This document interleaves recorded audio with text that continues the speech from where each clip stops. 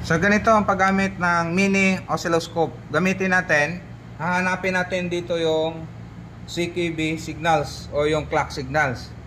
So kung hindi nyo mahanap dahil walang sulat, ito may mga sulat naman, no? Pwede tayong gumamit nito. Hanapin natin yung wave nya. So hindi na mahirap ang paggamit nito ngayon. Yung digital, nandyan nakasulat na, basahin na lang natin. So ngayon, itong gagawin natin, in-on ko lang siya.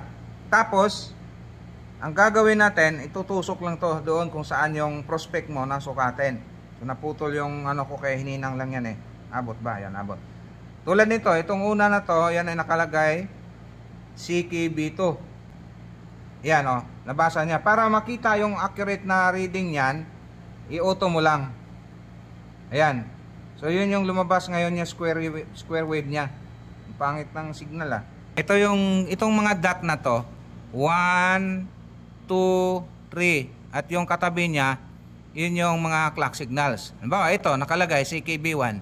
Tingnan natin kung ano yung signal niya. Ayun o, lumabas yung square wave niya.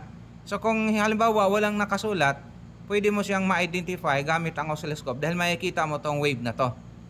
Tapos CKB2, ayan, CKBB1, ito CKBB2, itong kasunod niya, ito sa taas.